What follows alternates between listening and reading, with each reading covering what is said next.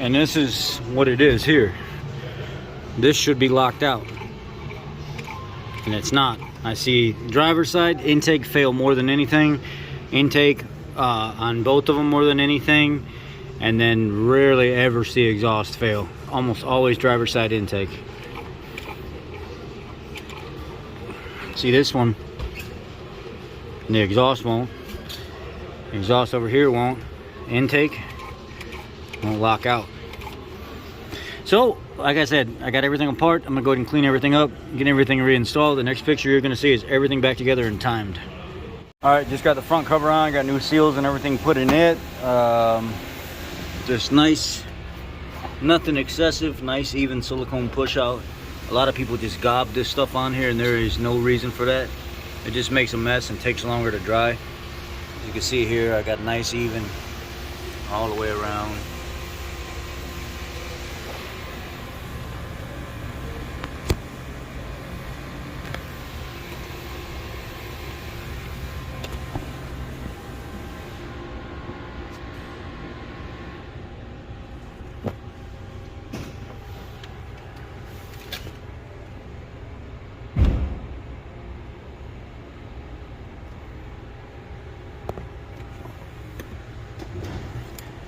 Got new tensioners and stuff in. Got the cam caps torqued, or the cam bolts torqued. They are, I think it's 30 foot-pounds, back it off 360 degrees, 18 foot-pounds, and then 150 degrees past that, which ends up coming out to an equivalence of like 120 foot-pounds total.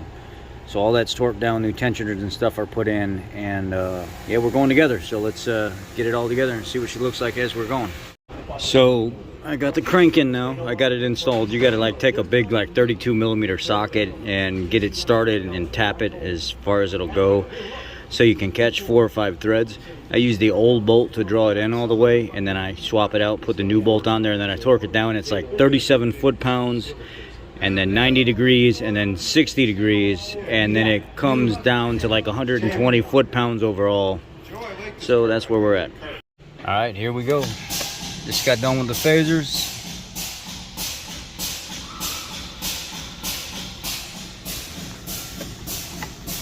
Key on. I'm gonna flood mode it first.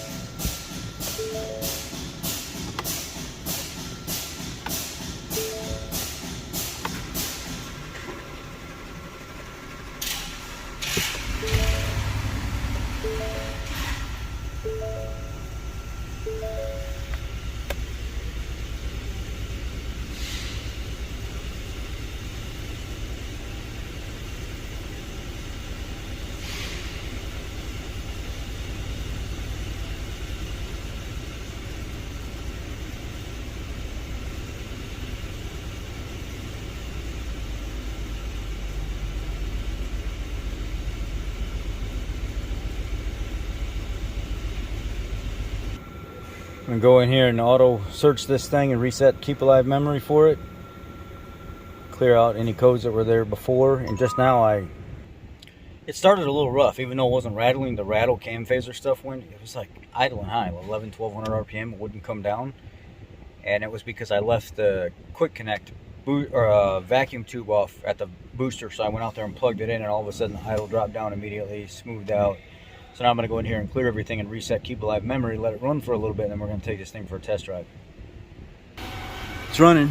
Quiet. Real quiet. Everything's good. It seems to be sealed. Nothing's leaking. I'm going to go down there and wash it all off. What I noticed, there's a little bit of a rattle, but it was not from the engine. It was back here. That right there broke away from that shield on startup, so I'm gonna have to put a washer on that and shove it back up there, because you know what's gonna happen if I don't. It's gonna be ever since you did this, it's your fault, you did it, you broke it. Come on, let me fix it real quick so there's no ever since. I was able to get a little lock washer up above it and kind of fold the one side over that's broken. The other side came down on top of the collar. It's the best I can do right now because some of the material is actually gone, but it ain't hitting the exhaust no more. Normally it's this clamp right here that breaks, or this one, and you'll hear that rattle on startup, and you just take them down and put a big hose clamp on there. Well, she is driving really good. No issues, no nothing at all, no overheating.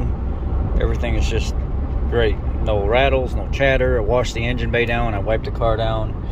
Anywhere that there was fingerprints, because mind you, I had to do a door lock actuator assembly on this vehicle as well for the previous video where it said transmission not in park, transmission not in park, and that was an issue because of the door lock assembly, the actuator assembly.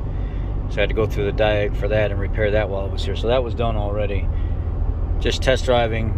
We do a minimum of 30 miles on a vehicle before we release them, because we've had problems with just doing 1 or 2 basic test drives on our test route, and then all of a sudden faults pop up, you know, because it wasn't driven long enough. So I'm gonna put about 30 miles on this right now. Everything's good, no check engine lights, no nothing leaking. Got back to the dealership. We're gonna put a porter in it, put some fuel in it, and I'll let them drive it for a while and at least get full 30 miles on it. I'm gonna go to my next job. Everything's good, everything's dry, nothing leaking, full of fluid. Good to go. I just got back. I put about 38 miles on it. Had to have some fuel put in it because it was dropping kind of low.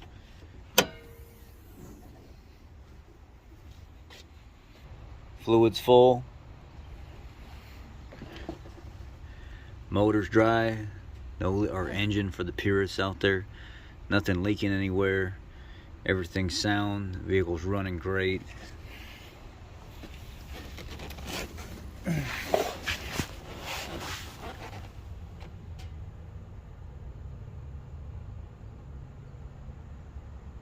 Cooling system, everything's bone dry. We're ready to roll, baby. Yeah, I could get my fingerprints off the oil filter. I forgot to wipe that off, but yeah, everything's good. No front cover leaks, no valve cover leaks, no fluid leaking under the vehicle. Look how clean she is. Well, I think at this point this job is done, and customer can come get their vehicle. They've waited long enough. Y'all be blessed.